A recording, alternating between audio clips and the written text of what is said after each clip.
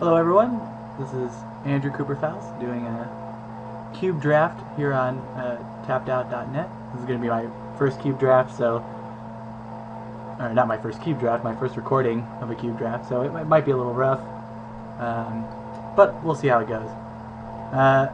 Looking at this first pack, there's a few interesting options. Planeswalkers in cube are pretty outstanding, although Venser is one of the few that requires that you build an entire deck around it. It's blue-white, so those are some pretty stringent requirements. I try to avoid first picking a card that puts you into two colors. The other cards that I'm interested in are Shriekmaw, Phyrexian Revoker, and Demonic Tutor. Demonic Tutor is the most powerful card. It lets you streamline your deck in a lot of ways. You're basically getting a second copy of the best card in your deck, and that's a pretty big deal in cube. So I'm going to start with Demonic Tutor and see where we go from there. Okay. This is a pretty interesting pack. There's a lot of green cards, headlined by Survival of the Fittest, and that's definitely the card that we're going to take. It definitely outclasses any of the other cards. And it actually goes pretty well with Demonic Tutor. Hopefully we'll be able to pick up something sweet to go along with Survival of the Fittest, like Recurring Nightmare.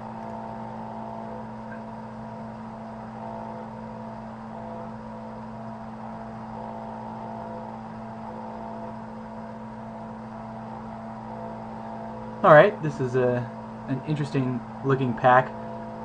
There's quite a few red cards in here, so at some point in every draft, you have to sort of stop and think whether it's worth jumping into mono red.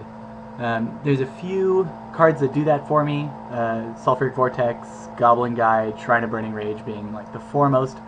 Hero of Oxid Ridge is pretty good, but I don't know if it's one of the cards that really makes you want to jump. So I'm going to keep my eye on this. I am drafting with a few guys I know who do like mono red, so I can't be as sure that it's going to be open. So I'm going to just stick with green cards for now. I think Lotus Cobra is going to be the choice. It's acceleration, it's an early drop. If we're playing Survival of the Fittest and trying to reanimate some things, we'll probably have some expensive creatures. So Lotus Cobra is a good choice for that.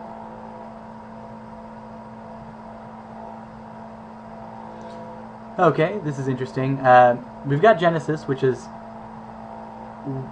It's a card that actually is like pretty mediocre in cube unless you have Survival of the Fittest, in which case it's still actually not that great, but it's alright. So maybe there's an argument to be made for it not being in the cube at all, but as it stands, it seems like a pretty good card for us to take. It fits with our theme, so we'll just take that and look what comes next.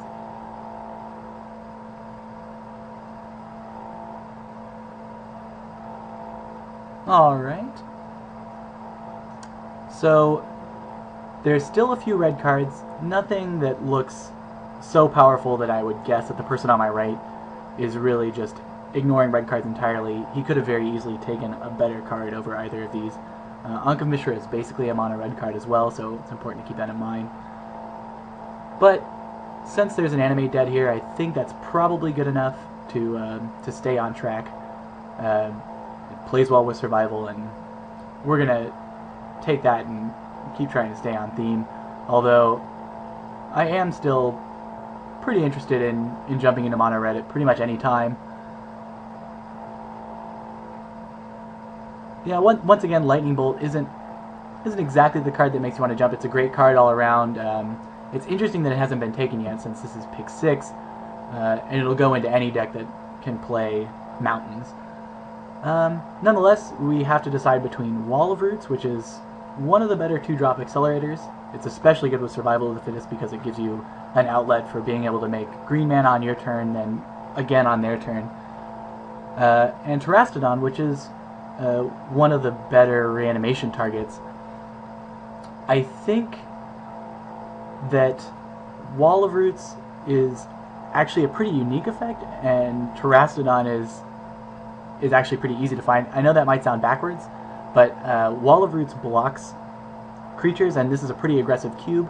And I feel like there's lots of fatties. Terastodon has a unique effect in that it'll destroy, you know, one of your lands to make a 3/3, one of their powerful enchantments, and one of their planeswalkers.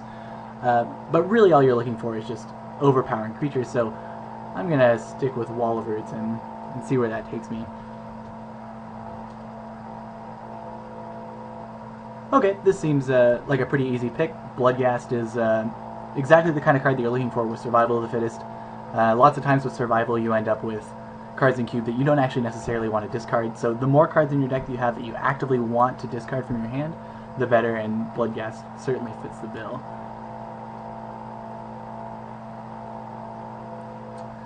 Okay, Unburial Rites is another card that's going to fit really well. Profane Command is also a pretty good reanimation spell.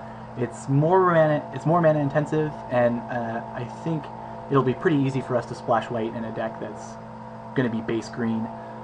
Tooth and Nail's another interesting consideration, but I don't have any fatties yet, and I'm not actually that impressed by the card overall. I'll play it if I can, but I'd much rather have a sweet 2-for-1 like Unburial Rites.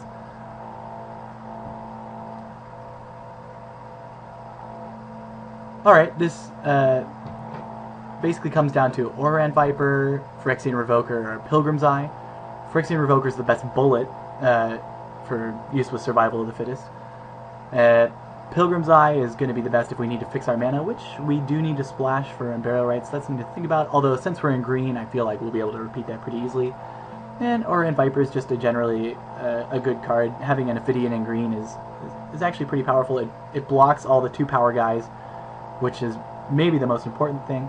I really like having answers to Planeswalkers, so I'm going to go with Phyrexian Revoker, although I would understand if someone took Aura Viper.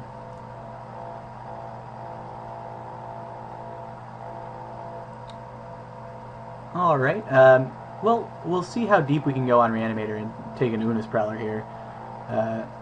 If it turns out that we can't really get enough reanimation targets, then this card will be pretty bad, but I'm hoping that I won't be punished for passing that Terastodon earlier.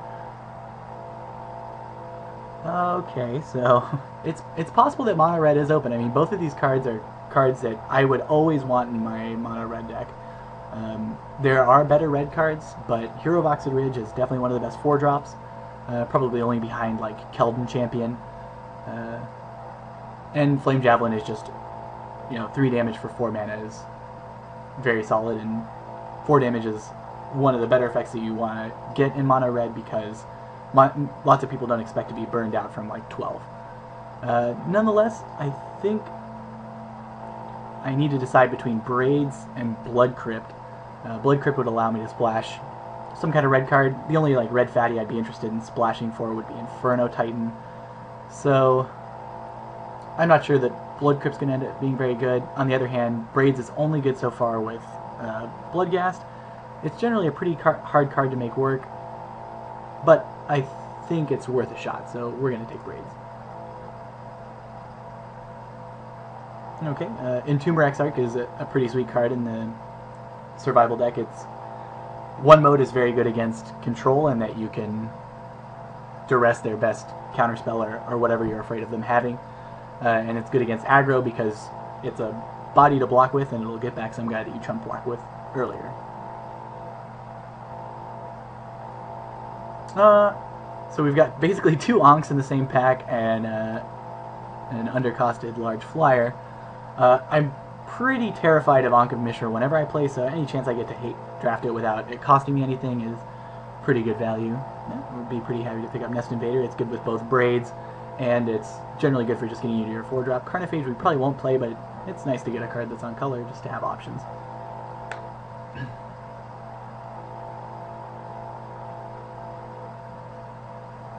Alright, so far this is looking pretty interesting. I think that we're off to a good start with this deck. We're definitely going to be looking to get more large creatures and some more synergy with Survival of the Fittest. And we're not going to be doing either of those things with these picks because we're just going to take Sword of Fire and Ice. It doesn't really fit any of those themes that I laid out, but on the other hand, you can just put it on a Mana Elf and win the game randomly like that. So it's always nice to have a good plan B, and Sword of Fire and Ice is one of the best around. It and Sword of Feast and Famine are the only two swords that I think are really, really good in the cube.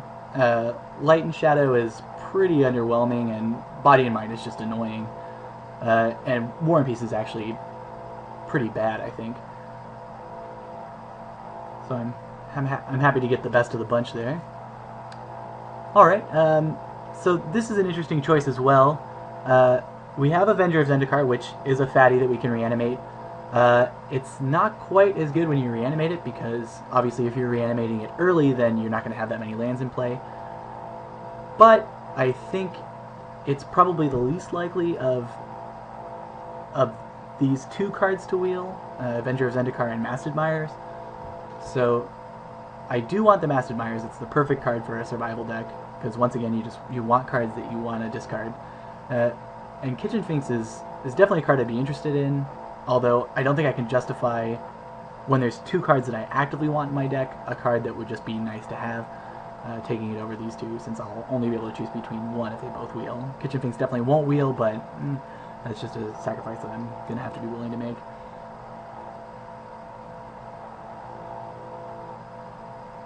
Alright, so this is an interesting decision. We've got Joraga Treespeaker, which is one of the better accelerators. Just like in Rise Draft, it basically is Sol Ring on legs.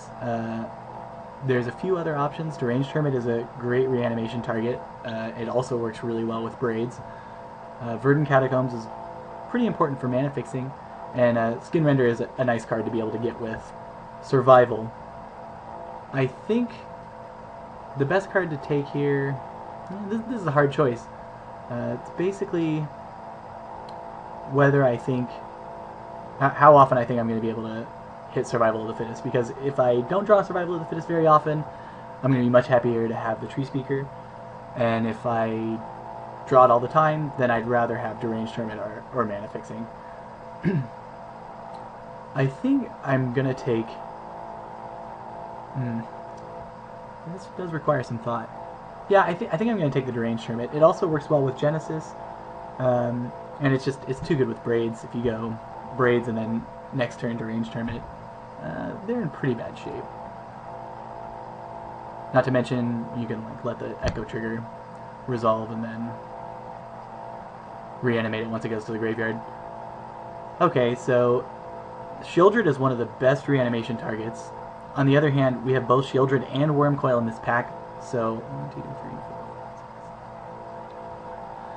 4. So once we take this, we're going to get back 2 cards. I don't think we'd be getting Necromancy back.